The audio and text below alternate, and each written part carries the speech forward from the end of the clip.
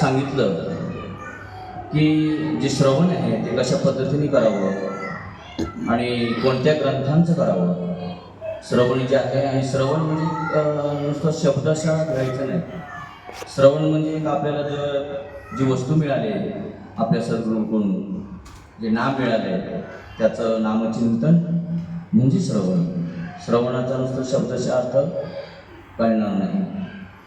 तर ते श्रवण करता करता करता करता त्या नामाने काय होतं, देहांत निरूपण, म्हणजे देहाचा अंत होतो. त्या चिंतनाने देहाचा अंत होतो, म्हणून समास 10वा देहांत निरूपण. आपल्या मनावर दृश्याचा जर पगडा बसलेला आहे, त्यामुळे खरे नसलेले दृश्य खरे वाटते व खरे असलेले सूक्ष्म स्वरूप खोटे वाटते.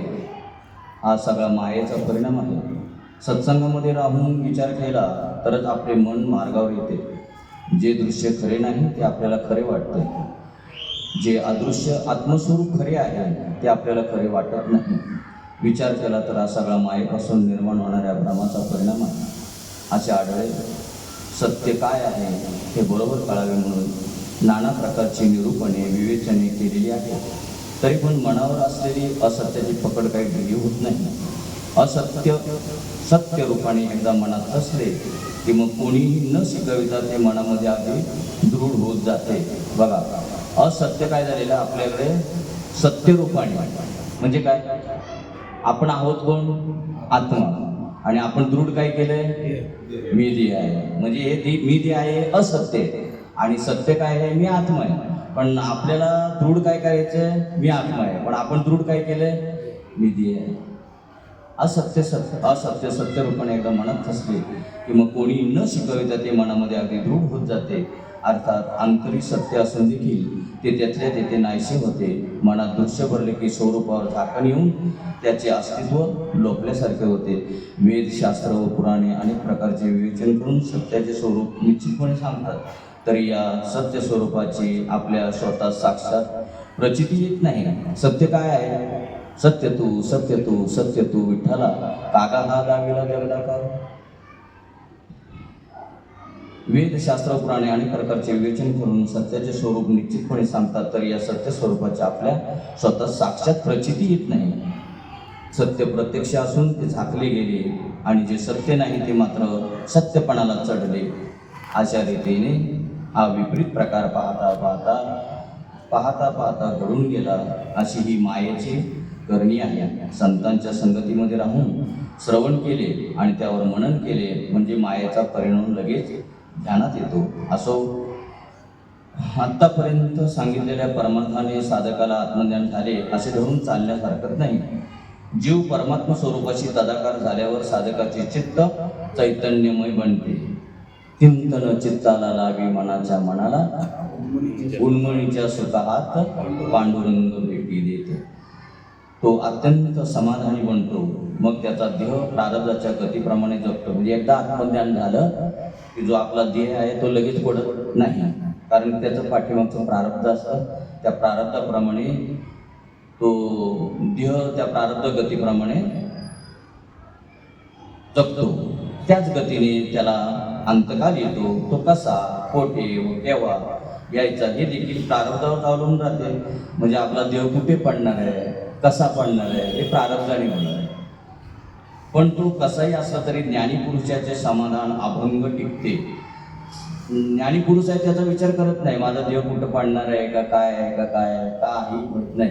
जरी चिखलामध्ये पडला देह तरी ते कसे समजतात माहिती आहे का, आपली जी सावली आहे ना, चिखलात पडल्यावर आपण कधी विचार करतो का मागे फिरून, ही सावली माझी चिखलात का पडली असा विचार करतो. तसा त्याचा देह त्या सावलीसारखा असतो, म्हणून त्याला त्याची काही खबर, त्याचा काही तो विचार करत नाही, असं प्रत्येकाने समजायचे. आतापर्यंत या ग्रंथामध्ये आत्मज्ञानाचे सुसूत्र विवेचन केले, त्यामुळे साधकाला स्वस्वरूपाचे ज्ञान झालेच असले पाहिजे. अर्थात परमार्थाचे गुण त्याच्या अंगी बांधणारच सकारात्मक सांगितलं. ज्याने अनुग्रह घेतलेले, जे संतांना शरण गेलेले, त्यांना त्या स्वस्वरूपाचं ज्ञान झालंच पाहिजे असे ग्रंथ सांगतात, असे आपले साधू संत सांगतात. स्वस्वरूप स्वरूप ज्ञानामुळे मनाचे संपूर्ण समाधान होते. स्वरूप ज्ञान म्हणजे स्वतःचं ज्ञान. चित्त चैतन्याशी समरस होऊन जाते आणि खरा मी कोण आहे हे कळल्याने ब्रह्मस्वरूप ओळखता येते. ज्ञानीपुरुष आपला देह प्रारब्धावर सोडतो. तो कधी विचार करत नाही देहाचा की माझा देह कुठं आहे किंवा काय आहे, कारण त्याला माहित आहे जे कर्म घडणार आहे ते कशावर घडणार आहे, प्रारब्धामुळे घडणार आहे. आणि आता त्याला माहित आहे आता जो मला देह मिळालेला आहे ते माझं पाठीमागचं प्रारब्ध कर्म आहे आणि ते मला भोगावंच लागणार आहे, म्हणून त्याच्याकडे त्याचं काही लक्ष नसतं. ज्ञानीपुरुष आपला देह प्रारब्धावर सोडतो. आत्मज्ञानाने त्याचे सगळे संशय नाश पावतात. देहाचे खोटेपण कळल्याने त्याच्याबद्दल ज्ञानीपुरुष अनासक्त किंवा उदासीन असतो. देहाचं खोटेपण कळालेलं आहे. आता तुम्हाला सांगा, रस्त्याने चालताना जर समजा तुम्हाला समजा 10 रुपयाची नोट पडलेली असेल किंवा मी पूर्वी असायचे बरं का, आता कुठे दिसत नाही 10-20 त्या खोट्या नोटा असायच्या नाही काय, तो बघूनच समजतो काय ही नोट खोटी आहे, तो उचलतो का नाही. तसं ज्ञानी पुरुषाने समजलं पाहिजे हा देह कसा आहे, खोटा आहे. समजतो का आपण, सांगा बरं. जाऊ दे, आपल्याला काय करायचं, ज्ञानी पुरुष समजतात ना, आपण कुठे ज्ञानी आहोत नाही का. बरं आपण ज्ञानी झाल्यावर तरी करू ओळखू, आता नसेल ओळखलं तर. ज्ञानी पुरुष आपला देह प्रारब्धावर सोडतो. आत्मज्ञानाने त्याचे सगळे संशय नाश पावतात. देहाचे खोटेपण कळल्याने त्याच्याबद्दल ज्ञानी पुरुष अनासक्त किंवा उदासीन असतो. मग देह आजच पडला काय किंवा बरेच दिवस राहिला काय, दोन्ही बद्दल त्या सुख दुःख उरत नाही. सुखे संतोषाने यावे, दुःखे विषादाने भरावे, लाभ अलाभाने धरावे मना माझी. सुख आलं काय दुःख आलं काय तो मनामध्ये कसलाच लाभ आला काहीच पकडत नाही. ज्ञानी पुरुषाला शरीर असत्यपणे भासते, म्हणून त्याचे विकार त्या किंचित बाधत नाही. प्रारब्ध योगाने त्याचे शरीर जेथे पडते तीच मोठी पुण्यभूमी बनून जाते. बघा, साधू पुरुषाचं जे शरीर आहे जिथं पडतं त्यालाच तीच पुण्यभूमी बनून जाते. खरे म्हणजे साधू संत येऊन राहिल्याने, आता आपल्याला माहित नाही, काही वेळेला आपण म्हणतो ते तीर्थक्षेत्र बनलं, पण कशामुळे बनलं हे आपल्याला माहित नाही. पण आता तर आपल्याला माहित करायला हरकत नाही ह्या गोष्टीवरून. काय, प्रारब्ध योगाने त्याचे शरीर जेथे पडते तीच मोठी पुण्यभूमी बनून जाते. आता गोटी पुण्यभूमी बनली नाही का, तीर्थक्षेत्र बनलं नाही का, कारण तिथे एका साधून देव ठेवलेले आहे म्हणून ते तीर्थक्षेत्र बनलं किंवा पुण्यभूमी बनली. खरे म्हणजे साधू संत येऊन राहिल्याने तीर्थांना पवित्रपणा येतो. आणि आपण कशासाठी जातो तीर्थांना, आपण पवित्र होण्यासाठी. आणि साधू संतांच्यामुळे तीर्थांना पवित्रपणा येतो. किती फरक आहे आपल्यामध्ये आणि साधू संत. संतांच्या वस्तीमुळे तीर्थाचे महात्म्य वाढते. साधू संत जर तीर्थामध्ये जाऊन राहिले नाही तर पुण्यक्षेत्रांना कोणी विचारणार नाही, त्या क्षेत्रांना कोण विचारणार आहे. साधू संत जर तिथे गेले नाही, त्यानंतर ते पुण्य त्या तीर्थांना लागलं नाही तर कोण विचारणार आहे. मग एखादी नदी आहे आणि ती नदी सारखीच झाली असते नाही का. एखाद्या पुण्य नदीच्या काठी आपला देह पडावा म्हणजे आपल्याला मुक्ती मिळेल, हा आपला अज्ञानी सामान्य लोकांचा विचार आहे. काही जणांना वाटतं की कुठल्या तरी पुण्य नदीच्या काठी, अरे पुण्य तुझ्यामुळे त्या नदीला पुण्य पण लाभणार आहे. आणि आपण म्हणतो कुठल्या तरी पुण्य नदीच्या काठी आपला देह पडला पाहिजे. बरं, ते काशीला जातात, एका वर्षी काशीला गेले, एका बाईने उडी मारली, कुणी नेलं तर रामकदम वाटतं कोणतरी नेलं तर ते आता रामकदम येतात ना ते फुकटमध्ये फ्रीमध्ये. ती काशीची नदी आली आणि तिने उडी मारली. तर म्हणलं का ग बाई तू उडी मारते एवढी, आता त्यावेळेला लगेच काढली बाहेर. तर म्हणले मी असं ऐकलं होतं, म्हणले काशीला जर देव ठेवला तर म्हणे पुण्य लागतं, म्हणजे त्याचा देव काय होतो, मुक्ती मिळते त्याला.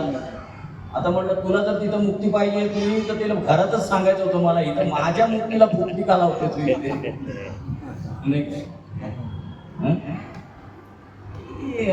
लोकांचं एक अविचाराने वागतात. एखाद्या पुण्य नदीच्या काठी आपला देह पडावा म्हणजे आपल्याला मुक्ती मिळेल, हा आपला अज्ञानी सामान्य लोकांचा विचार आहे. साधू नेहमी मुक्तपणाच्या अवस्थेमध्ये असतो. कुठल्या नदीने वगैरे आपल्याला पुण्य लाभणार नाही. संतांच्या वचनाने, संतांच्या ज्ञानाने, संतांच्या नामानेच आपल्याला पुण्य लाभणार आहे.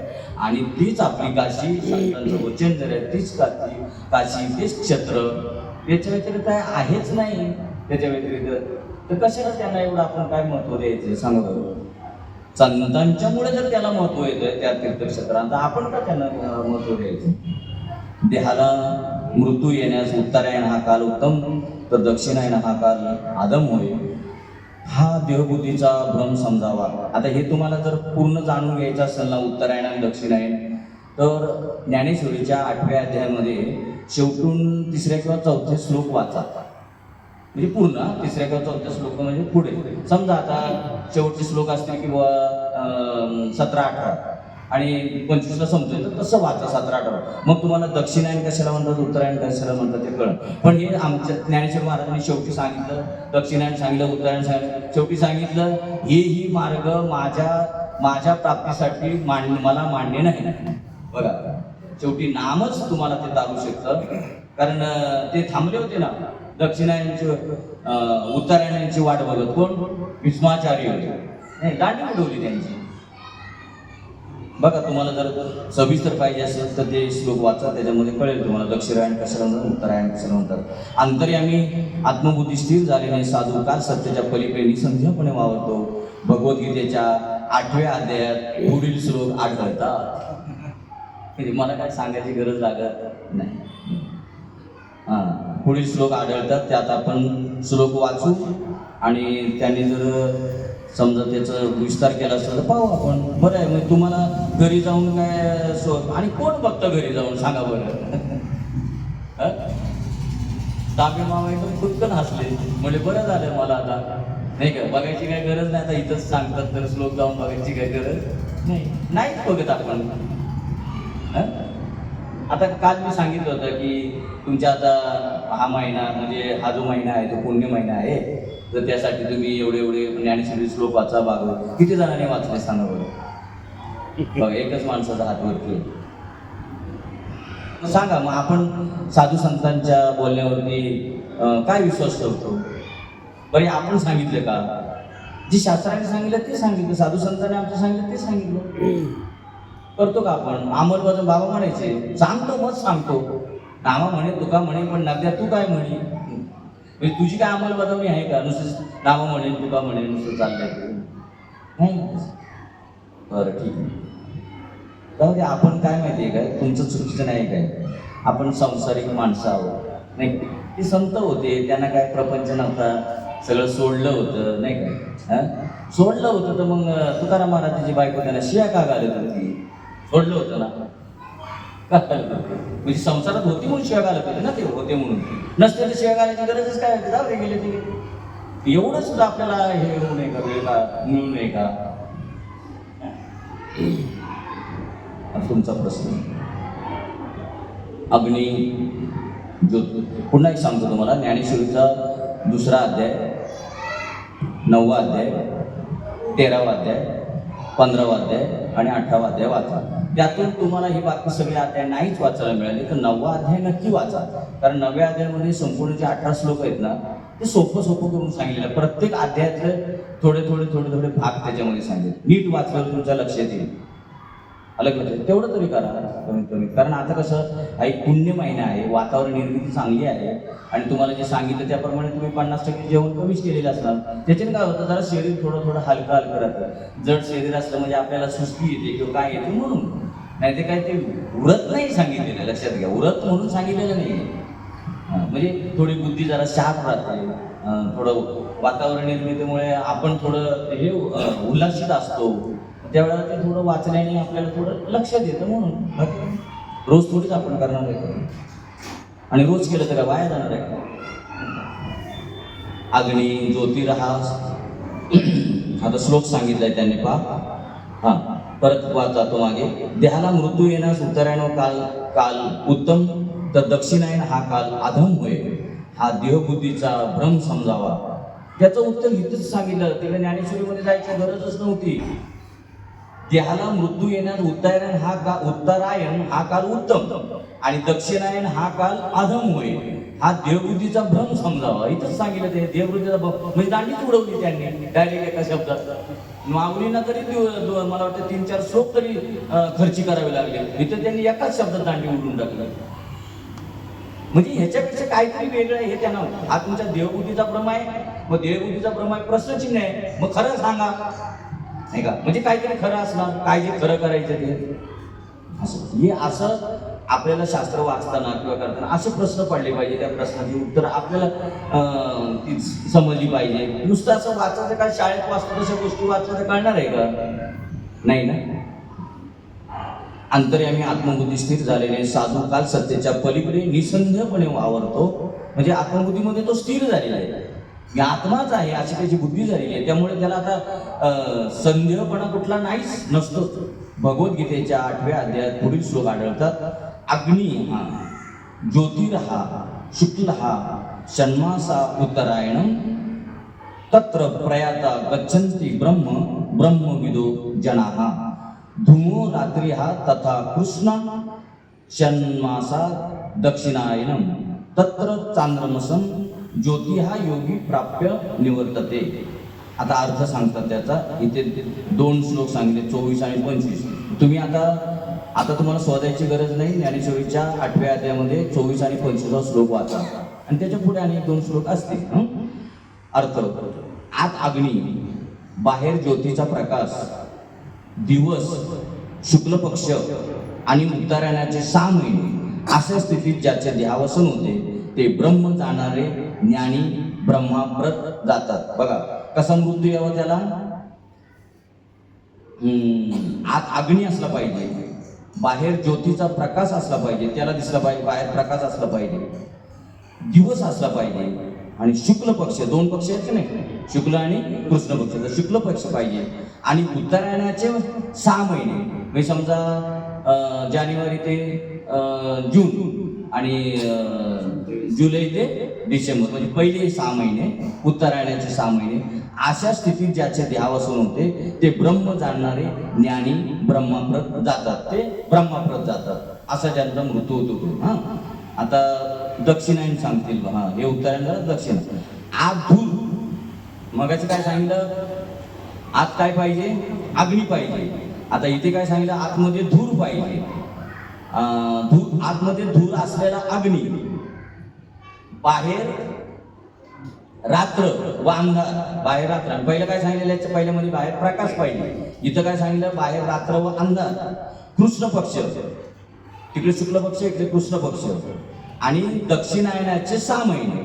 अशा स्थितीत ज्याचे ध्यावसन होते ते योगी लोक चंद्रलोकापर्यंत जाऊन परत येतात. ते चंद्रलोकापर्यंत जातील पण परत येतात, त्यांना मोक्ष नाही. दोघांनाही मोक्ष नाही, तिथपर्यंत जातील आणि तिथून परत येतील. श्री समर्थांनी येथे अगदी स्पष्टपणे सुचवले आहे की देहबुद्धी जळाल्यामुळे जिवंतपणे जो ब्रह्मस्वरूप झालेला असतो त्याला अंतकाळचे भय उरत नाही, त्याला कालाचे बंधन नाही. तो ज्या क्षणी देह ठेवतो तोच पुण्यकाळ ठरतो. बघा, शास्त्र सांगते की उत्तरायणामध्ये शुक्ल पक्षात घरामध्ये दिवा जळत असता दिवसा मरण यावे, त्यात अंतकाळी भगवंताचे स्मरण राहावे, म्हणजे जीवास उत्तम गती मिळते. पण योग्याला अर्थात आत्मज्ञानी पुरुषाला यापैकी कशाची गरज नसते. ज्याला ज्ञान आत्मज्ञान झालेलं आहे त्याला यापैकी कशाची गरज नसते. पण आत्मा म्हणजे काय, आता त्याला कशाची जाणीवच नाहीये. आत्मा म्हणजे लक्षात घ्या, आत्मा म्हणजे काय, त्याला कसलीच जाणीव नाही. जाणीव भगवंती नाही, हे पाठ करायला नाही, त्याला आता कसलीच जाणीव नाही. तो उत्तरायण काय दक्षिणायण काय आठवत बसेल का? नाही. बरं मी आत्मा आहे हे तरी आठवत बसेल का? नाही. कारण पुन्हा मग परत त्याला वाचायला यावं लागलं, मी आत्मा आहे, मी आत्मा आहे, तेही नाही आठवत. काहीच आठवत, सहज आठवण गेले बघ, तेही नाही. काय आठवण काय ना आठव. जर आठवत असेल तर नाठव ना, जर नाठवी नाही ना आठवण त्याच्याही पलीकडे. हे म्हणण्यासाठी आठवण हे म्हणण्यासाठी बघत, नाही तर तेही नाही तिथे. असं एक म्हणणंही नाही, एकांत, एकाचाही अंत, म्हणजे आता काहीच नाही. आणि तो आला वृत्ती असेल तर तो मी आठव भावा भाव अमुक अमुक म्हणेल ना, दक्षिणायन उतार. पण त्याचं वृत्तीच शिल्लक राहिलेली नाही तर तो काय समान. वृत्तीमुळे कळतं ना आपल्याला, मनामुळे कळतं ना, हे काय ते काय ते काय, ते राहिलंच नाही. मनाचं उन्मन झालं म्हणजे मन राहिलंच नाही, नाही का. आणि तुका म्हणे शेवटचं चरण तुका म्हणे म्हण नोय वृत्तीवर. आणि सुखाचे शेजारी कोण? सुखाच्या शेजारी तो आत्मस्वरूप झालेले आहे. आत्मस्वरूपाच्या शेजेवर झोपला म्हणणं हेही नाही, तो तेच झालेलं आहे. तुका म्हणे म्हण नोय वृत्तीवर, म्हण वृत्तीवर नाही आता. मग त्यावेळेला त्याला काय आठवणार आहे आता? माझा मृत्यू कसा होणार आहे, किंवा मी कुठे दक्षिण आहे का उत्तर आहे का काय? पाप पुण्यावर त्याने पाणी सोडलेले असते. काय पाप पुण्यावर पाणी सोडलेले? तुला म्हणे आम्ही झालो अग्नी रूप लागोलेली पाप पुण्य अंगा. बघा बघा आलं इथे. पाप पुण्यावर त्याने पाणी सोडलेले असते. तो दोन्हींच्या पलीकडे गेलेला असतात. देहाचा शेवट चांगला झाला, कष्ट न होता देह पडला तर मरणारा माणूस धन्य झाला असे अज्ञानी लोक म्हणतात. बघा, देहाचा शेवट चांगला झाला, कष्ट न होता देह पडला तर मरणारा माणूस धन्य झाला असे अज्ञानी लोक म्हणतात. ज्ञानी नाही, कारण त्याचा देव कुठं पडेल काय पडेल याची खबर नाही. तर तू कसा म्हणतो? काही जण अहो काय सांगायचं तुम्हाला, एका गावाची कोण होतं पाटील आहे, पाटलाची बायको वारली आणि सगळ्या गावात बोंबाबोंब झाली. काय पाटलीचं सोनं झालं. नेमकीची एकादशी दिवशी वारली नाही का? आज जसे ते आपले दोंडू शेळके बाबा ते वारले ना, तर सगळे तिथे म्हणत होते बाबाचं सोनं झालं, बाबाचं सोनं झालं. का? कारण हा महिना कोणता आहे? अधिक महिना आहे. आणि त्याच्यामध्ये त्यांचं देहांत झालं. बरं, आणि काहीच नाही, फक्त म्हणे की 2 दिवस फक्त जेवण सोडलं होतं. 2 दिवस चालतं पण एकदम, फक्त जेवण सोडलं म्हणजे हालचाल वगैरे सगळं सगळं काही चालू झालं. आणि 2 दिवस जेवण सोडलं आणि तिसऱ्या दिवशी काल रात्री 2:30 वाजता दिवस वाढला. सहज नाही. का गेलो होतो आपण तिकडे? काहीतरी कारणास्तव आपण म्हणे आम्ही झालो. हा, तू का म्हणे आम्ही झालो अग्निरूप. त्यांना आता तिथं पापही आठवत नव्हतं, पुण्य आठवत नव्हतं, काय नाही, सहज दिवस वाढला. देहाचा शेवट, अज्ञानी माणसं म्हणतात देहाचा शेवट चांगला झाला. आता हे अज्ञानी म्हणत होते. आता आपण काहीच बोलत नसायचं काय? आता त्यांना काय सांगणार आहे कोण? ते कुठे गेले? ते तिथं चाललं होतं, वैकुंठवासी झाले का कैलासवासी झाले. अरे कसला आलाय वैकुंठ, कसला आला कैलास? असं दिसतो का तुम्हाला आकाशात? हे बघा, हे बघा कैलास, हे बघा, हा बघा स्वर्ग. आपणच आपला स्वर्ग बनवायचा, आपणच आपला वैकुंठ बनवायचा, आपलं आपणच बनवायचं. काय गरज आहे दुसरं वैकुंठ? त्या वैकुंठाला गेला, कैलासाला गेला, तर स्वर्गाला. हे आपण ठरवलेले वैकुंठ आणि कैलास. काय प्रमाण आहे हरिपाठामध्ये नाथ महाराजांचं? वैकुंठ कैलासी तीर्थक्षेत्र देव तया विना ठाव कुठे? काय वैकुंठात आणि कैलासाचा देव आहे? आणि तया विना रिता ठाव कुठे? अरे सब त्याच्याशिवाय रिता ठावच नाही. आणि तुमचा कैलास आणि आला कुठून? कैलास आणि काय वैकुंठ? हे काय सगळ्यांनाच काय एखाद्याला पटेल पण पचणार. बरेच काल आता म्हणून महाराजांनी काल सांगितलं ना, कोण काय करतो, कोण काय करतो, कोण मुतटकी करतो, कोण पिशटकी करतो. काल तुम्ही होते, तुम्ही नका म्हणा काय काय करतो. त्याच्याकरता सांगितलं ते की हे काहीच नाहीये, हे काहीच नाही. का नामाशिवाय संतांशिवाय ही गोष्ट आहेच नाही. काय देहाचा शेवट चांगला झाला, कष्ट न होता देह पडला तर मरणारा माणूस धन्य झाला असे अज्ञानी लोक म्हणतात. अंतकाळी भगवंताचे स्मरण होऊन शांतपणे मरण येण्यासाठी जन्मभर अभ्यास करावा लागतो, सत्कर्मी करावी लागतात. याची अडाणी लोकांना कल्पनाच नसते. जन्मभर कसे वागून अंतकाळी तेवढे भगवंताचे स्मरण केले म्हणजे भगवंत भेटतो असे अज्ञानी माणसाचे अगदी चुकीचे मत आहे. बघा, म्हणजे कसंही वागायचं आणि म्हणायचं आता त्याचं काय झालं पाहिजे, चांगलं मरण आलं पाहिजे. कसं काय चांगलं मरण? जे पेरलं ते उगवणार ना, नाही का? आणि म्हणजे चांगलं मरण आलं पाहिजे. हा, आणि मरणी जयाची आठवे ते त्याची गती तो पाहिजे म्हणून सदा स्मरावे माते म्हणून. म्हणजे माझं स्मरण जर केलं तुम्ही सुरुवातीपासून ते आतापर्यंत, तर तुम्ही माझ्यापर्यंत येऊ शकता. आणि जर समजा अंत काही बरेच, आणि मी काय म्हणतो, भले त्यांनी देव देव देव केलं असं, पण मरताना जर त्याने एखादं वाचना राहिली तर. म्हणून शेवटच्या क्षणापर्यंत माते स्मरावे त्वा. तू माझं स्मरण शेवटपर्यंत केलं पाहिजे. आणि आम्ही कसलं कसलं स्मरण करतो, विषयाचं. मग आता मरण कसलं येणार, विषयाचं येणार. जन्म घेणे लागेल वासनेचे. आपलेच मत खरे समजून हे लोक स्वतःचे नुकसान मात्र करून घेतात. म्हणजे स्वतःच मत खरं करायचं बरं का, असं केल्याने असं होईल, तसं केल्याने तसं होईल. आणि शास्त्र काय सांगतंय त्याच्याकडे आपलं लक्ष आहे का. आपलेच मत खरे समजून हे लोक स्वतःचे नुकसान मात्र करून घेतात. खरं आहे, कारण हे जे स्वतःच्या मतावर मागणारी माणसं आहेत ते संतांचं कधीच ऐकणार नाही. मनोमार्गी गेला तेथे चिमुकला. जिवंतपणे कोणतेही परमार्थ साधन जर केलेले नसेल तर संबंध आयुष्य काही न साधता वाया निघून जाते. मुळात धान्य जर पेरलेच नाही तर काही उगवणारच नाही, तसेही घडते. आणि काही पेरलंच नाही, चांगलं काही पेरलंच नाही आणि उगवण्याची अपेक्षा करतात, तर उगवेल का. माणसाने जिवंतपणे जर ईश्वराची भक्ती केली तर तो पवित्र होऊन जातो. एखाद्या माणसाने जवळील पैशाची नीट व्यवहार केला तर त्यास खूप पैसा मिळतो, तसा प्रकार इथे होतो. जर नीट आपण व्यवहार केला, आपल्याला इथे हे भांडवल दिलेले आहे, लक्षात घ्या.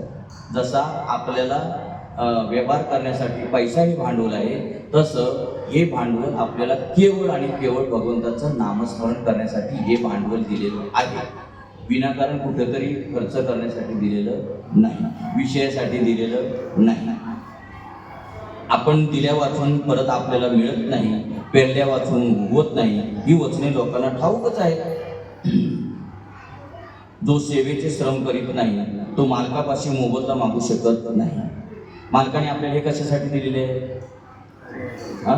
मालकाचं नाव घेण्यासाठी, बरोबर. आणि जर त्याने मालकाचं नाव घेतलंच नाही तर तुम्हाला तुम्ही मागा ते देईल का, नाही देणार. त्याचप्रमाणे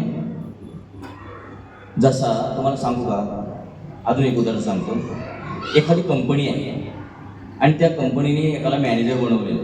जो डायरेक्टर असतो त्या डायरेक्टरनी कंपनी मॅनेजर बनवलेलं आहे. मग त्या मॅनेजरला सुखसुविधा कोण देतं, तो डायरेक्टर देतो, बरोबर आहे. सुखसुविधा डायरेक्टर देतो. मग त्या मॅनेजरला सुखसुविधा कशासाठी दिलेले आहे, केवळ आणि केवळ त्यांनी कंपनी नीट सांभाळावी म्हणून, बरोबर आहे. तसा आपला डायरेक्टर भगवंत आहे. त्या भगवंताने ह्या सगळ्या आपल्याला सुखसुविधा दिलेल्या आहेत. मग त्याचा उपयोग कशासाठी करायचा आहे, भगवंताच्या कामासाठी. तो मॅनेजर सुद्धा डायरेक्टरच्या कामासाठी जशा त्या सुखसुविधाचा उपयोग करतो, तशा आपल्याला ज्या सुखसुविधा दिलेल्या आहेत त्याचा उपयोग केवळ आणि केवळ भगवंताचं नामस्मरण करण्यासाठी दिलेले आहे. तुम्हाला माझं म्हणण्यासाठी नाही. मॅनेजर म्हणतो का हे सगळं कंपनी आता माझी आहे म्हणून, आता कंपनी सगळा माल आहे तो माझा आहे, या गल्ल्यामध्ये जो गल्ला जमलाय तो माझा आहे असं म्हणतो कधी नाही ना. आणि आपण म्हटल्याशिवाय त्याचप्रमाणे जिवंतपणे जो भगवंताची भक्ती करीत नाही त्या अभक्ताच्या अंतकाळी आत्मकल्याण होत नाही. जिवंतपणे ज्याने भगवंताची भक्ती केलेली नसते तो अंतकाळी चांगल्या अवस्थेला पोहोचत नाही. मेल्यावर त्याला मुक्ती मिळत नाही. जो जशी करणी करतो तसे त्याला बरे वाईट फळ मिळते. सारांश, भगवंताची भक्ती केली नाही तर अंतकाळी तो पावन होत नाही. आणि हे कधी कळू येतं, कळू येईल अंतकाळी प्राण प्रयाणाच्या वेळी. त्याच्या अगोदर काय कळत नाही, विचार करत नाही. देहाच्या दृष्टीने त्याला सुखाचे मरण आले तरी भक्ती न केल्याने तो वाईट गतीलाच जातो. मग देहाचं त्याने सुख भरपूर केलेलं आहे त्याने देहासाठी, पण जर भक्ती केली नसेल तर तो वाईट गतीलाच जातो, म्हणजे अधोगतीला जातो, ऊर्ध्वगतीला जाणार नाही. म्हणून जिवंत असताना साधू आपल्या जन्माचे सार्थक करून घेतो, आत्मसाक्षात्कार करून घेतो. अशा रीतीने त्याचे शरीर भगवंताच्या कारणी लागते म्हणून तो धन्य होईल. जसं मग तुम्हाला सांगितलं, मॅनेजरला ज्या सुखसुविधा दिलेल्या आहे ते केवळ आणि केवळ डायरेक्टरने सांगितलेलं आहे, डायरेक्टरने त्याला कामं करण्यासाठी. तसं आपल्याला ज्या ह्या सुखसुविधा दिलेल्या आहेत ते केवळ आणि केवळ भगवंताचं नामस्मरण करण्यासाठी सुविधा आहेत, आपलं म्हणायचं नाही. साधू बाहेरून जगात इतरांसारखा वावरतो हे खरे, परंतु त्याची आतील व्यवस्था फार निराळी असते. बघा कसं आपण साधू ओळखणार, इथं काय सांगितलंय, साधू बाहेरून जगात इतरांसारखा वावरतो. मग आता आपण साधू कसे ओळखणार, मला असं वाटतं सांगू तुम्हाला, खरं सांगू, या साधूला आहे ना पाठीमागे एक शेपूट पाहिजे आणि पाठीमागे असे पूर्ण असे 2 कान पाहिजे. मग साधू ओळखलं जाईल, बरोबर ना? तेवढं करायला पाहिजे होतं असं मला वाटतं. साधू मोठ्या बाबांकडे, फलके बाबा साक्षीले, मोठ्या बाबांकडे एक जण अनुग्रह घ्यायला गेला. बाबा लगेच म्हणले रामदास बाबांना, देऊन टाका त्यांना, देऊन टाका. तर ज्याने घेऊन आलं ना ते बाजूला घेतलं, त्याला म्हणजे मला मोठ्या बाबा अनुग्रह घ्यायचं. ते म्हणतो बरं का. आणि बाबा, आता बाबांचे कान म्हटले होते, कुठे गेला तरी तिथं त्यांच्या कानात येणारच. बाबांनी लगेच ऐकलं. म्हणजे भाऊ, म्हटलं छोटा इंचू जर चावला ना, छोटा, त्याची जर नांगी जर डसली ना तर त्याच्या कळा किती असतात?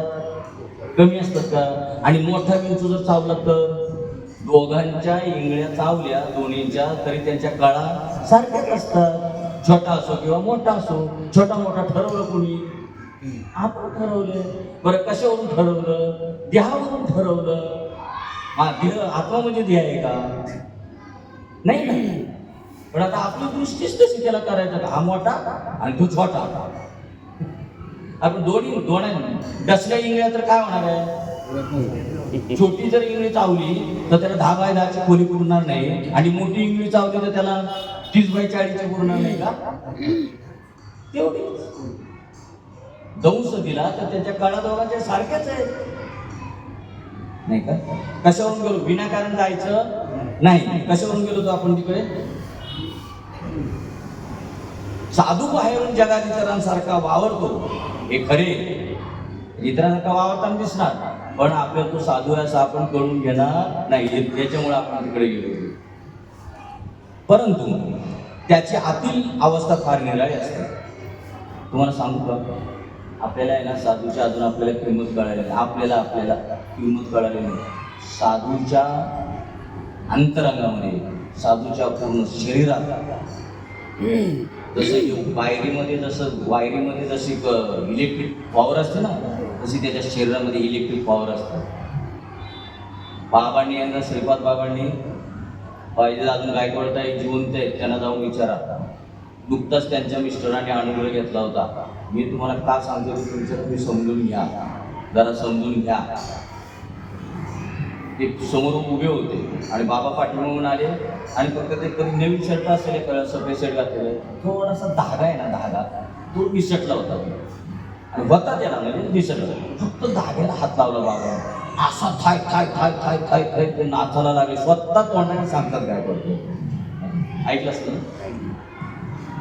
काय पॉवर असते काय साधूच्या. तसं त्या वायरमध्ये जसा करंट असतो ना पॉवरचा, तसा साधूच्या आतमध्ये ना तिची शक्ती असते ना, तशी त्यांच्या पूर्ण शरीरामध्ये ती पॉवर निर्माण झालेली असते. ताकद निर्माण होते त्या शक्तीची, त्या सत्तेची. आपल्याला कुठे कळते तेवढं?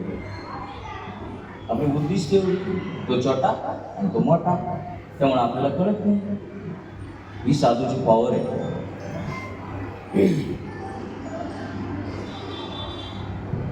आणि जाता एक उदाहरण सांगतो, मला आठवलं म्हणून. नाथ महाराजांकडे गावबा नावाचं एक आज्ञा आहे. सारखा त्याचा हे गळायचा, शंभूर गळायचा, त्याच्यात लाळ गळायची, असं मग. आणि त्याला गोड खायची सवय. आता गोड काय करायचं मिळेल ना, म्हणून त्याच्या आईने टाकला नाथ महाराजांकडे आणून, म्हणजे सांभाळा याला, सारखं गोड लागलं, मी कुठून देऊ? पण नाथ महाराज श्रीमंत होते म्हणून त्याला सांभाळलं असं नाही म्हणायचं, पण होते. तर म्हणजे ठीक आहे, ठेवा. पण ते पोरगं काय म्हणतं माहिती आहे का नाथ महाराजांना, ते गावबा तर छोटा असं त्या म्हणलं, मी काहीच करणार नाही, मला जर फुकट द्यायचं असं द्या, नाही तर मी आता चाललो. म्हणले बाबा थांब. पण एक आहे मात्र तुम्हाला सांगू का, साधूची जी कटाक्ष नजर असते ना, तरी वाया जात नाही. एखादा जर साधू कोण असताना म्हणलं असतं, काय हे शेंबड्या काय म्हणलं, तर जाणे. त्यांनी पुढचं भविष्य जाणलं होतं. कोणी? नाथ महाराजांनी. कारण पॉवर आहे, आता शक्ती आहे ना, शक्ती मला तेच सांगायचं, त्या शक्तीची पॉवर सांगायची तुम्हाला. आणि म्हणले मी काहीच करणार नाही, तुम्हाला फुलं आणून देणार नाही, तुमची काय पूजा अर्चा करणार नाही, अगरबत्ती लावणार नाही, तुमची देवपूजा करणार, मी काहीच करणार नाही, तर ठेवा मला, नाही तर मी चाललो. म्हणजे थांब. आणि ज्या टायमाला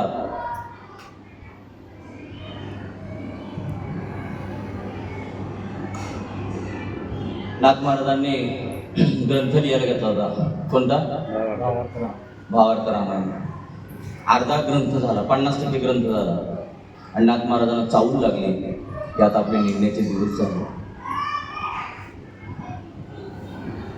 निघण्याचे दिवस झाले असं त्यांना वाटलं आणि आता हे काम कोणाकडे तरी सोपवायचं. कृपा कटाक्षाने आलेले आपुले पदी बैसविले आणि काय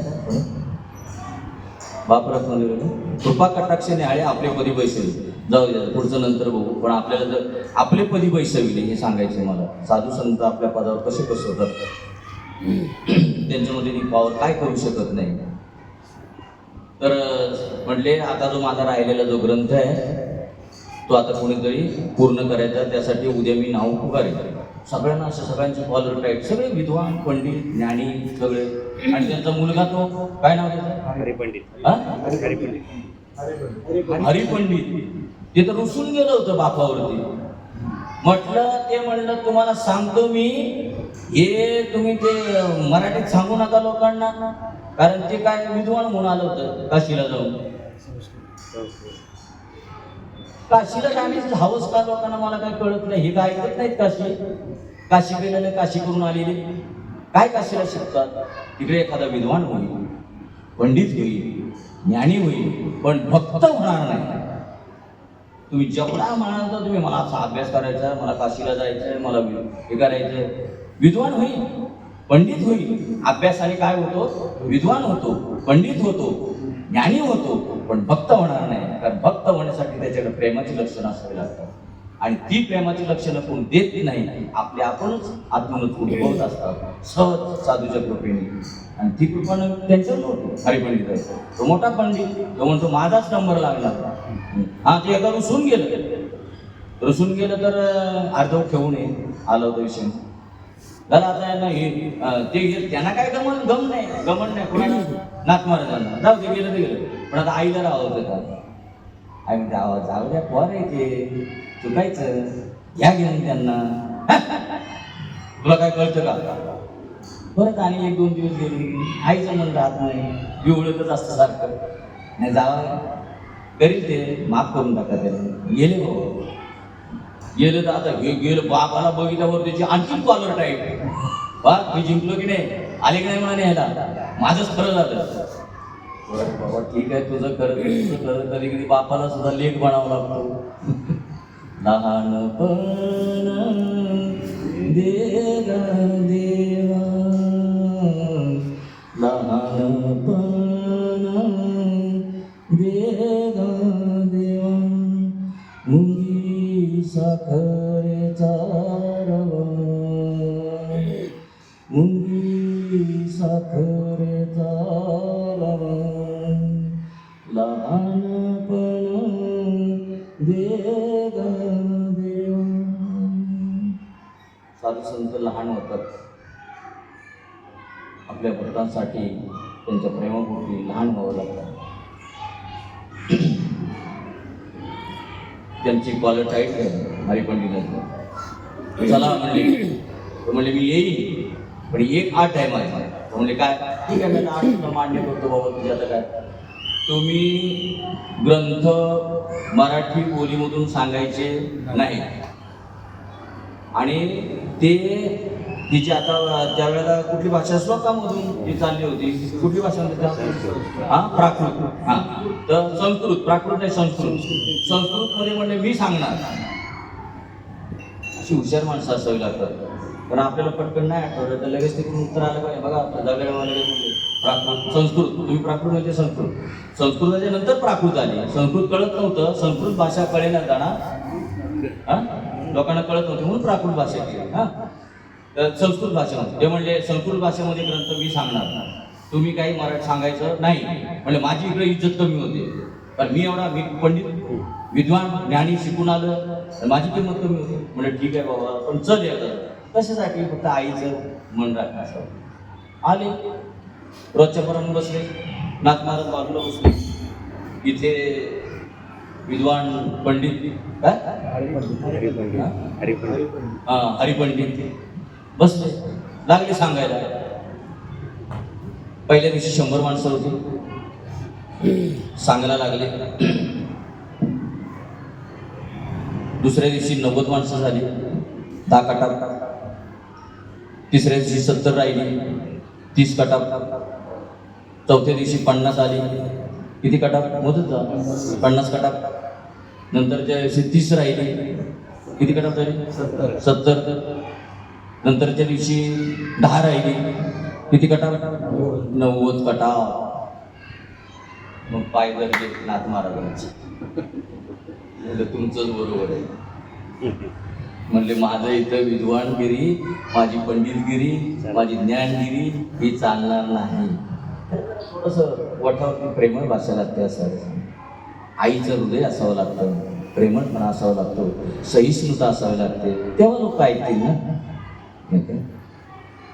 आणि ती साधूच्या कृपेनेच ती भाषा येऊ शकते. सहिष्णुता, प्रेमळपणा साधूच्या कृपेशिवाय नाही आहे ना. आपण किती जरी म्हटलं, आपल्यासारखे किती जरी म्हटले, आम्ही त्यांच्यासारखं बोलू बरं का, आपल्यासारखं असे नाही नाही, कारण ती साधूची कृपा करून घेते साधूच्या. आणि आस्थेच्या महापुरी रिक्ता ती कोटीवरी परिप्राप्तीच्या पवित्री पाहिल्या एखादा का उगाच म्हणणं आहे का ते. करोडोतून शेकडोतून एखाद्याला ती गोष्ट भगवंत प्राप्त करून देतो. अहो तुम्ही आम्ही आपलं भाग्य समजावं की आज आपल्या ह्या नाशिवंत देहाचा भगवंत चांगल्या प्रकारे उपयोग करून घेतो. आपल्याकडून लोकांना 4 शब्द सांगायला लावतो, 4 शब्द बोलायला लावतो. त्याचा अभिमान धरू नका बरं. फक्त एवढा अभिमान धरा की हे पशु पक्षी प्राण्यांपेक्षा आपल्याला देह दिलेला आहे मनुष्याचा, आणि त्या मनुष्य देहाचा उपयोग चांगल्या गोष्टीसाठी होते, मला 4 शब्द सांगण्यासाठी होते. तेवढा मात्र अभिमान धरा. पण मी कोणाला तरी काय सांगतो, मी कोणाला काहीतरी शिकवतो, तो अभिमान. खूप आपण भाग्य, खूप भाग्य आपलं की भगवंत आपल्यासारख्याची निवड केली भगवंताने. नाही तर कुठेतरी जाऊन पडला असता आता आपला देव, कुठेतरी बेरमारमध्ये पडला असता, कुठल्यातरी एखाद्या रस्त्यावरती जाऊन पडला असता, नाही का. आता ते असे करून डुलत ते काही सरळ येत होत का तरी, नाही का. त्यापेक्षा भगवंताचे उपकार मानावे. तरी उपकार मानतो का आपण? आपलं नुसतं आयुष्य ह्याच्यातच फक्त जातं, ह्याचं काय त्याचं काय त्याचं काय. अरे कधीतरी भगवंतावरती जरा प्रेम करा, कधीतरी भगवंताचे उपकार माना. की ह्या नाशिवंत देहाचा भगवंता तू माझ्याकडून काय भजन बोलून घेतो, माझ्या देहाकडून काय माझ्याकडून गोड बोलून घेतो, काय मला दुसऱ्यांना सांगायला लावतो, असं कधीतरी विचार आणतो का आपण? नाही नाही, कधीतरी वाटावं अंतःकरणापासून वाटावं, नाही.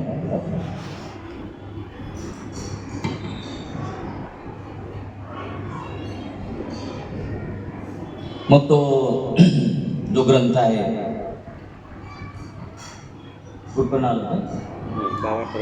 मग गावाचं हे झालं, हरिपंडित झालं. हरिपंडित हरिपंडितला वाटलं होतं मला माझ्याकडे जे, त्याच्यावरून आपण तिकडे गेलो होतो. तर हे कोणाचं तसं काम नाही आहे, ते साधूची कृपा व्हावी लागते. साधूच्या कृपेबद्दल सांगायचं होतं आपल्याला. मग सगळी गोष्टी होती, सगळ्यांना वाटत होतं माझा नंबर लागेल. लगेच नाथ महाराजांनी सांगितलं, तो पायरीवर जो गावबा बसला होता ना, गावबा बसलाय, काहीच शिक्षण नाही, एक अक्षर सुद्धा शिक्षण नव्हतं. तो म्हणला पुढचा ग्रंथ पूर्ण करील. मी तो ग्रंथ पूर्ण वाचलेला आहे, जसाच्या तसा. असं वाटतच नाही की गावबाने ग्रंथ लिहिलाय म्हणून. भावार्थ रामायण ग्रंथ पूर्ण वाचलाय, पण असं वाटलं नाही की याच्या पुढचा जो ग्रंथ आहे अर्धा राहिलेला तो गावबाने लिहिलाय, असं वाटलंच नाही. नाथ महाराजांनीच लिहिलं, जणू काही नाथ महाराज बोलतोय असं त्या ग्रंथामध्ये. कोणाची पॉवर आहे? सत्तेची पॉवर. मग ते मला एक सांगायचं होतं, भगवंताच्या साधूच्या शरीरामध्ये जसं वायरीमध्ये जसं ते विद्युत वाहिनी जशी असते, तसं साधूच्या शरीरामध्ये ते ज्ञान, त्याची पॉवर अशी प्राप्त होते, आणि त्याच्यामुळे आपल्यावरती तो परिणाम होतो. नाही तर आपल्यावरती परिणाम असा होणार नाही बोललेले, नुसतं वरवर कोरडं बोलून नाही. साधू बाहेरून जगात इतरांसारखं वावरतोय खरे, इथून आपण गेलो होतो ना, बरोबर ना. साधू बाहेरून जगात इतरांसारखं वावरतोय खरे, परंतु त्याची आतील अवस्था फारच निराळी असते. त्याच्या देहाला कष्ट झाले किंवा दुःख झाले तरी त्याला पत्ता नसतो. तो स्वानंदामध्ये मग्न असतो. मी देह आहे, या मलिन भावनेचा किंचित स्पर्शही त्याला होत नाही. कधी कधी आपण म्हणतो मळ लागला बरोबर. अरे तो मळ शिल्लक आहे. मी देह म्हणतो हा सर्वात मोठा मळ आहे. एक वेळेला कबीर महाराजांच्या काळामध्ये पूर्वी ते असे बॅकवर्ड क्लासची जी माणसं असायची तर त्यांना जवळ येऊन देत नसायची बॅकवर्ड क्लासला. कबीर महाराजांनी त्यांचे काही शिष्य होते, नदीवरती आंघोळ करून आले आणि बघा भगवंत कधी कधी जर समजा त्या व्यक्तीकडून काहीतरी पुढे करून घ्यायचंय त्या व्यक्तीकडून, तर तिला कधी कुठल्या रूपाने येऊन कधी समजते हे सांगता येणार नाही. याचा अर्थ त्या क्षणापर्यंत कबीर महाराजांचं ज्ञान अपुरं. तर ती व्यक्ती एकदम घाणेरडे कपडे वगैरे घातलेले असेल, कशावरून जातो ते लक्षात ठेवायचं. उगाच कारणाशिवाय कार्य येत नाही. तर काय विषय चालला होता, या मलिन भावनेच्या किंचित स्पर्श त्याला होत नाही. मलिन म्हणजे काय लक्षात घ्या, मळ म्हणजे काय, हा शरीराला लागणार किंवा कपडे खराब होणं तो मळ नाही. विद्य आहे हा मळ मोठा आहे. तर ती व्यक्ती खराब कपडे वगैरे होते असे आले आणि कबीर महाराज थोडे बाजूला झाले. ते परत जायला लागले त्यांच्याजवळ, परत बाजूला झाले कबीर महाराज. नंतर त्यांनी विचारलं, त्याचे खराब कपडे होते, मलिन होते कपडे. म्हटले मी तुमच्या जवळ देतो, तुम्ही लांब का पळता?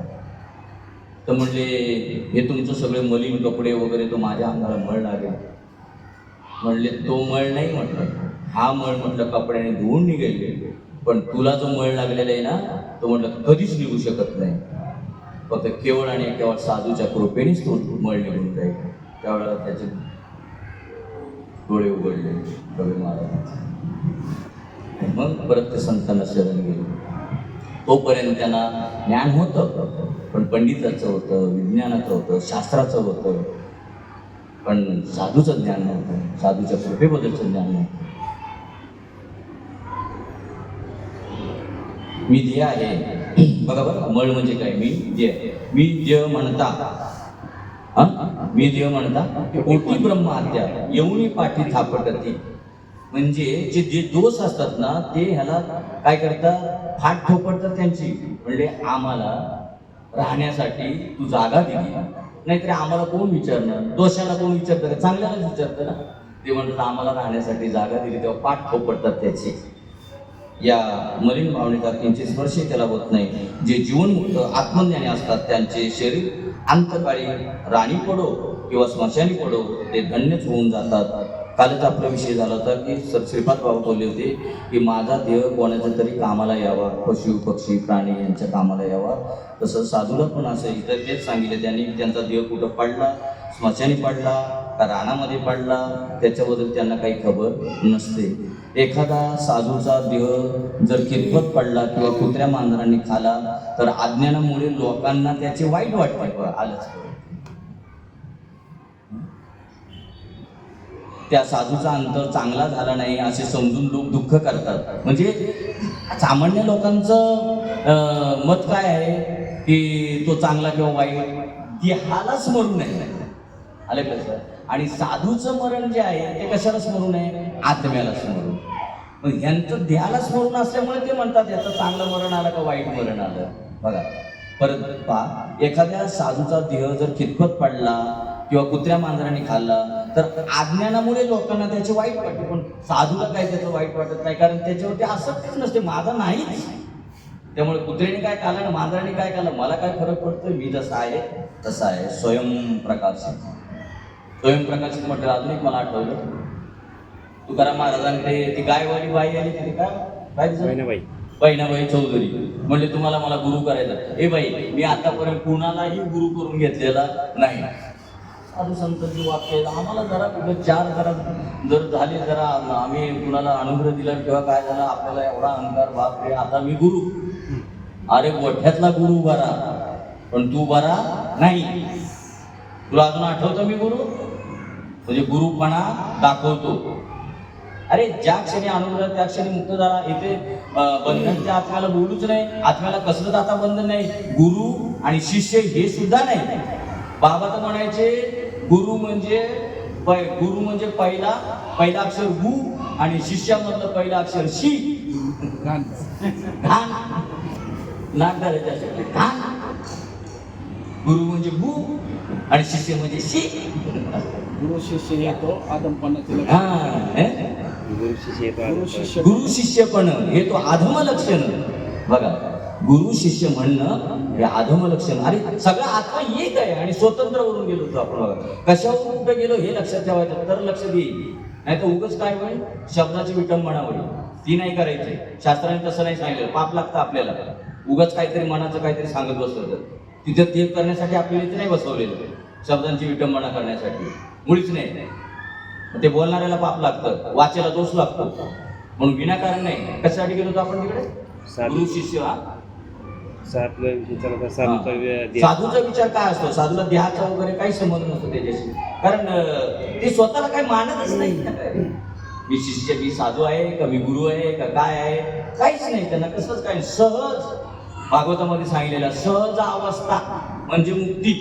तिथं आता मुक्ती पण त्याच्या लक्षात नाहीये आणि मुक्ती पण लक्षात नाही. त्याला सहज अवस्था म्हणतात.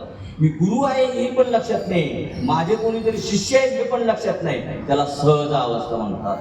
बघा, ही एक साधू संतांनी एक काय 8व्या अध्यायामध्ये ओवी आहे. एक गुरु एक शिष्य एक गुरु आरुडला 7 व्यवहार तो मद प्राप्ती करू जाणावया. माझ्या प्राप्तीचा उपाय जाणण्यासाठी एक गुरु एक शिष्य केलेले. त्याच्यात तुझं काय? मोठे गुरुमुखी उदय दिसे. आपण स्वतंत्र काय कशानंतर गेलो होतो तिकडे? बाईनाबाई चौधरी स्वयंप्रकाश म्हणून आपण गेलो. हे लक्षात ठेवायला पाहिजे. आता काय सांगत होते त्याच्यात? मोठे गुरुमुखे. मोठे गुरुमुखे. काय दिलं गुरुनी? दिलं काय?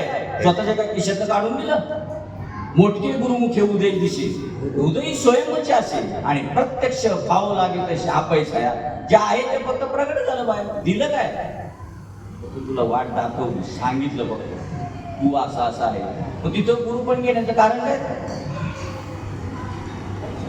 आणि शिष्याने तरी शिष्य पण घेण्याचं काय कारण आहे? तू बी राम मी बी राम. आता वेगळं राहिलं पण बरीच प्रकरणं आठवतात बरं का. पण आता वेळेअभावी मग काही बोलता येत नाही. आहे नारायण महाराजांनी या नकाला अनुग्रह दिला. त्यांना काही प्रश्न विचारले त्या शिष्याला. आहे असे बरीच प्रकरण आहेत. पण आता काय करा, आले एकदा आहे ना तर त्याच्यासाठी 1-2 तास पुरणार नाही बरं का. जर पूर्ण ते विषय घ्यायचं स्वयंप्रकाशित जाता घ्यायचं म्हटलं तर. पण आता आपली तेवढं वेळ पाहिजे. आता ही मंडळी म्हणते ती एका महिन्यातच झालं पाहिजे. आता असं झालं एका महिन्यात होईल का? नाही, मी एवढ्या दिवसापासून सुरुवात करायला पाहिजे होती. अरे काय तुमचा उणेपणा सांगत नाही. हे काय गेलं शेत संपलं काय?